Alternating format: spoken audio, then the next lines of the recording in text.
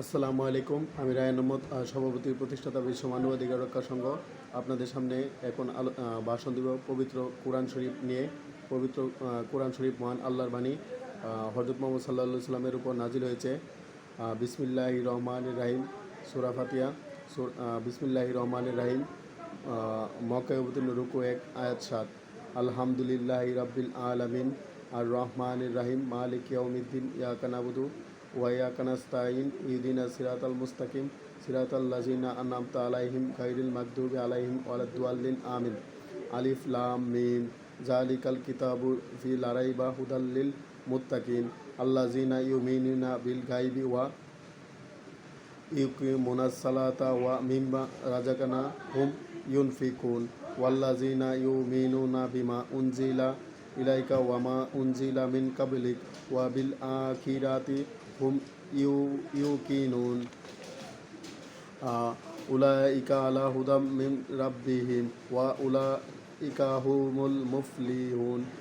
ইন্নাল্লাযিনা কাফারু সাওয়াউন আলাইহিম আনজারতাহুম আম লাম তুনজিরহুম লা ইউমিনুন।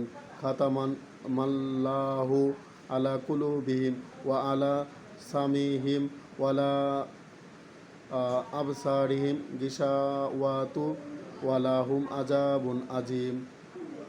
ওয়া মিনান নাসি মাই ইয়াকুলু আলা মান্না বিল্লাহি ওয়া মিন বিল ইয়াউমিল আখিরা হুম বিল মুমিনুন। আর মানুষের মধ্যে এমন কত কাছে যারা বলে আমরা আল্লাহ পরকালে বিশ্বাসী, অথচ তারা মুমিন নয়। ইউখাদিউনাল্লাহা ওয়াল্লাযিনা আমানু ওয়ামা ইয়াকদাউনা ইল্লা আনফুসাহুম ওয়ামা ইয়াশউরুন ফি কুলুবিহিম আর মারাদুন ফাজাদাহুমুল্লাহু মারাদান ওয়ামা আযাবুন আলীমুম বিমা কানু ইয়াকযিবুন। ওয়া ইযা কিলা লাহুম লা তুফসিদু ফিল আরদি কালু ইন্নামা নাহনু মুসলিহুন আলা ইন্নাহুমুল মুফসিদুনা ওয়ালা কিল্লা ইয়াশউরুন। পবিত্র কোরআনের বাকারা নিয়ে আপনাদের সামনে ভাষণ দিচ্ছি। মহান আল্লাহর বাণী পবিত্র কোরআন হযরত মুহাম্মদ সাল্লাল্লাহু আলাইহি সাল্লামের উপর 23 বছরে নাজিল হয়েছিল জিবরাইল আলাইহিস সালামের মাধ্যমে।